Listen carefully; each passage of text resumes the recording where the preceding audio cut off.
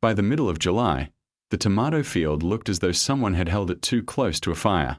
Leaves curled inward before noon. Blossoms dropped into the dust. Thin cracks spread across the pale surface of the soil, and the metal handles of the garden tools became too hot to hold without gloves. Simone Davis walked to the end of one row, knelt beside a tomato plant, and pushed a narrow metal probe into the ground.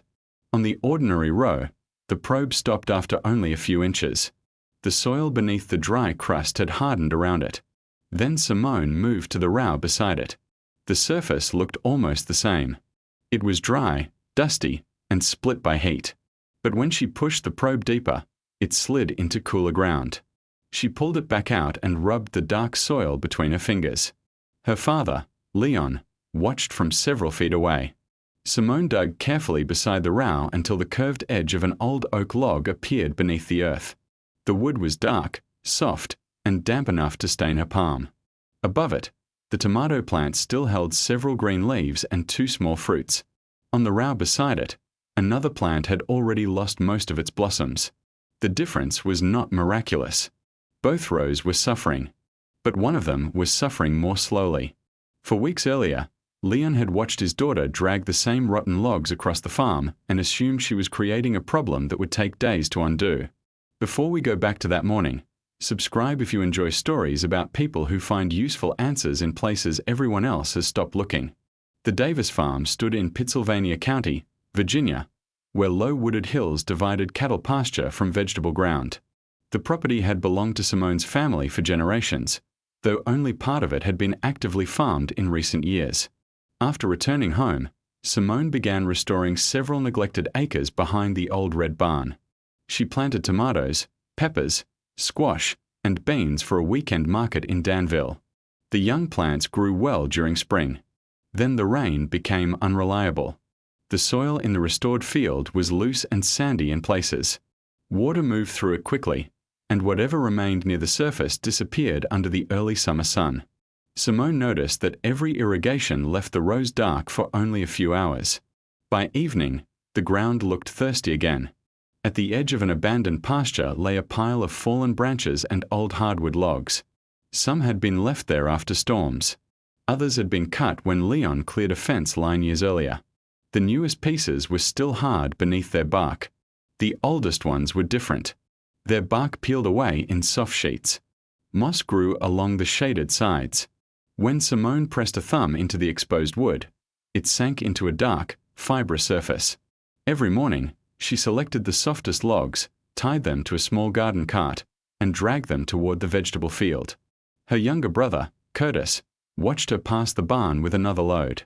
"You growing tomatoes?" he asked, "or rebuilding the forest underground?" Simone smiled and kept walking. Leon was not laughing. "Fresh wood can take nutrients while it breaks down," he warned. "And if you dig those trenches wrong, you'll move water away from the roots instead of toward them."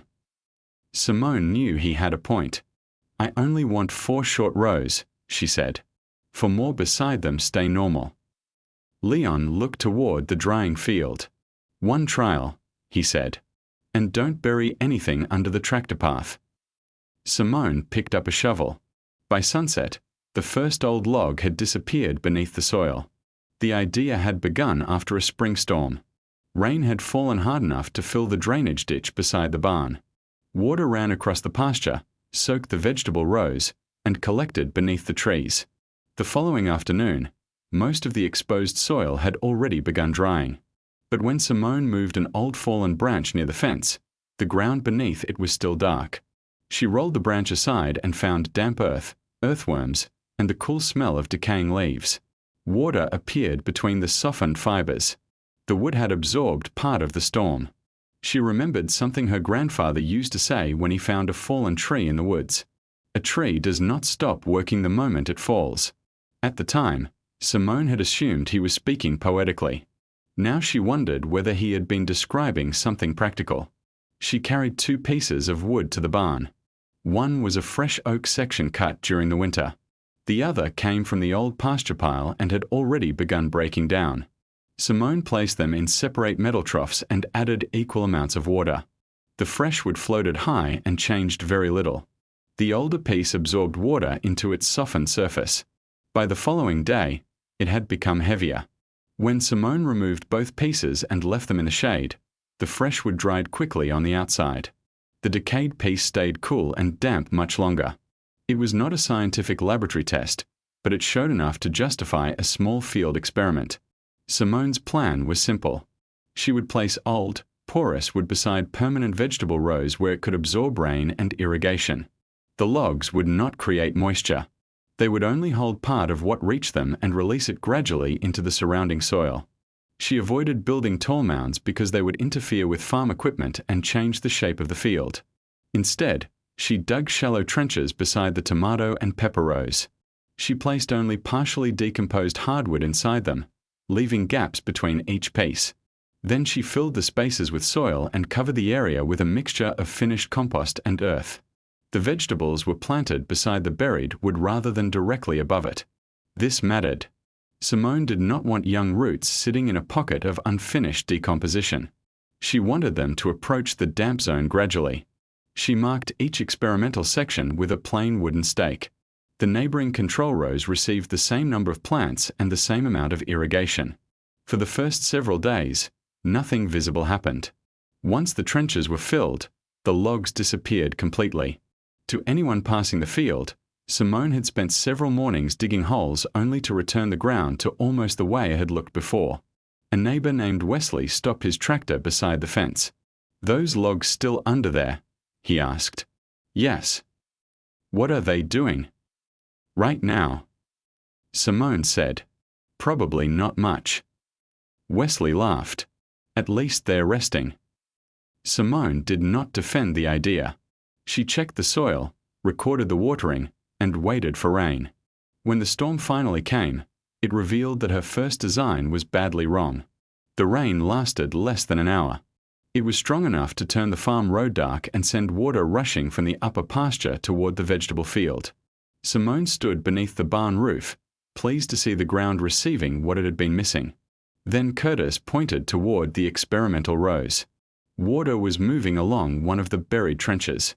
Simone had placed that trench in the same direction as the natural slope. The old log inside it created a loose underground path surrounded by freshly disturbed soil.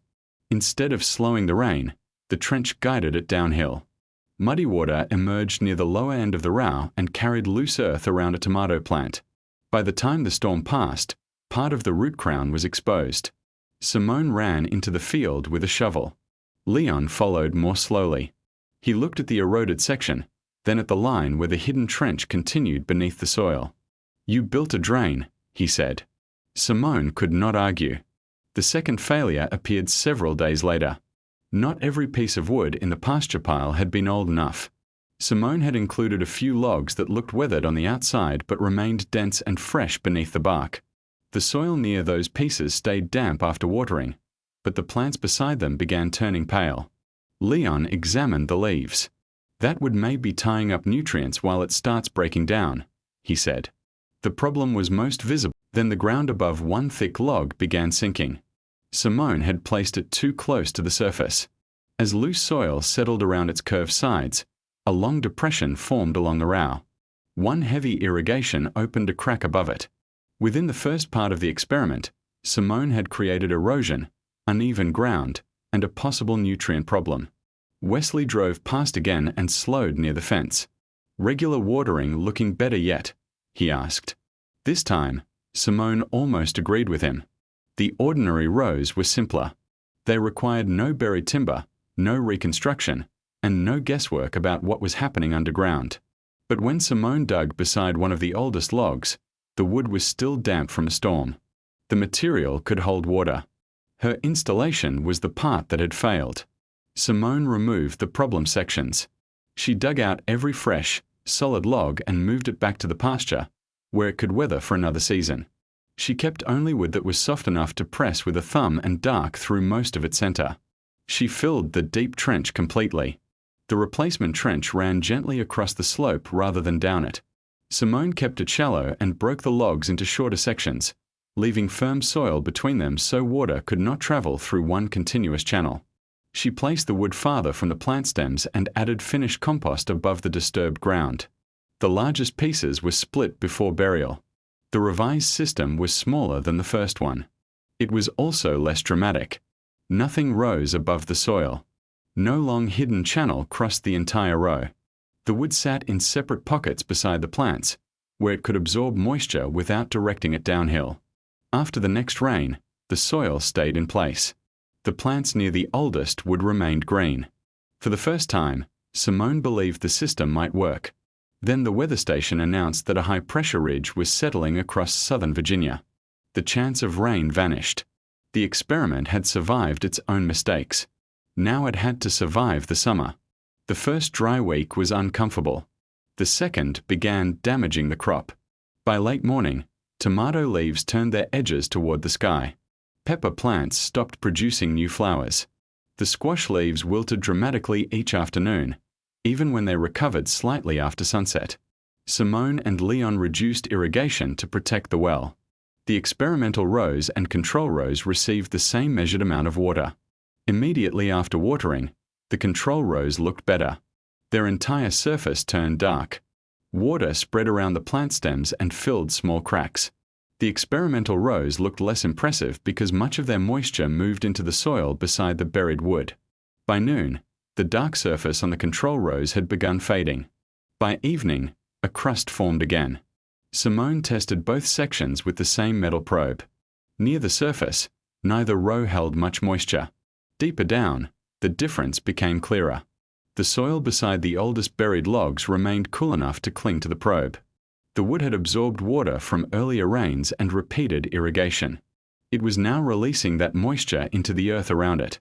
The effect was limited. It did not spread across the entire row.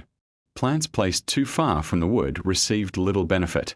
One dense log had absorbed less water than Simone expected, and the tomato beside it would. Leon began visiting the experimental rows first each morning. He no longer asked whether the buried logs were causing damage. He asked which pieces had been old enough to work. Simone showed him the sections in her notebook. The best results came from wood that was already soft, shallowly buried, broken into separate pieces, and placed across the direction of runoff. The worst came from fresh, deep, or poorly positioned logs. At the end of the second dry week, Wesley stopped his tractor near the fence again. He looked across the field. The control plants were not dead, but they carried more curled leaves and fewer blossoms. The plants near the corrected wood pockets were also stressed, though several still held green growth at the top. "Looks a little different," he said. "A little," Simone answered. "You think it's the logs." "I think some of the logs helped." She did not claim more than the field could prove. A storm arrived several days later, releasing a fast, heavy rain over soil that had been dry for weeks. This time, the corrected trenches did not become drains. The water slowed around the separate wood pockets and soaked into the disturbed soil. But Leon still refused to call the experiment successful. "We sell vegetables," he said, "not wet dirt."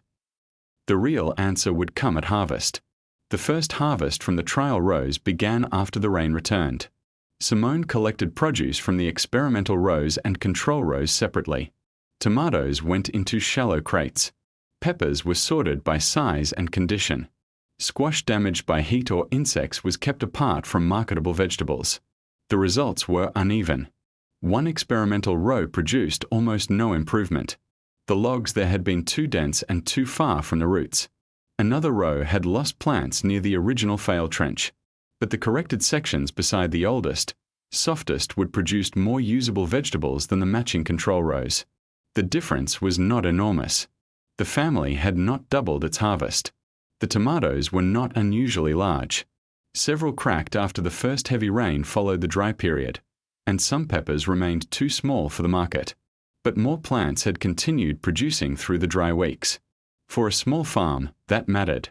Simone also noticed that the most successful soil remained easier to work after harvest. When she pushed a shovel beside the buried wood, the earth broke apart in darker clumps rather than hard plates. Leon dug down until he reached the edge of an old oak piece. The surface of the field was already drying again, but the interior of the wood remained cool. He squeezed it with one hand.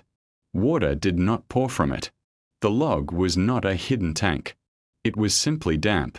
"How many more pieces in that old pile are this far gone?" he asked. "Not many," Simone said. Leon nodded toward the pasture. "Then we save those." That was his recognition. There was no speech about Simone proving everyone wrong. No celebration in the field. The following week, Wesley arrived with 2 pieces of partially decayed maple in the back of his tractor. He placed them beside the barn. "You think either of these is ready?" he asked. Simone broke away a section of bark from the first piece. The wood beneath it was still pale and solid. "Not this one." She pressed her thumb into the second. The surface gave way, revealing dark fibers. "This one might be worth testing." Simone explained every limitation she had discovered. The system required labor. It was poorly suited to land that had to be plowed each season.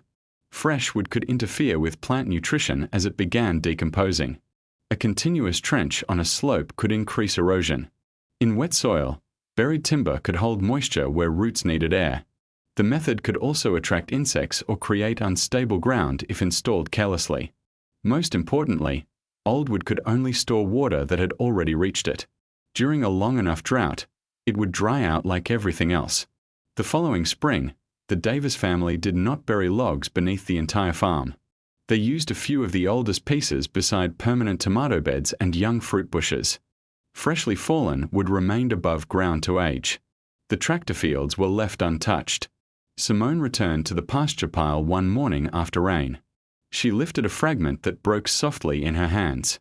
Beneath it, the soil was dark, cool, and alive with earthworms. Years earlier, the tree had drawn water from the ground through its roots. Now, beneath the soil, the old wood was doing something quieter. It was giving part of that water back.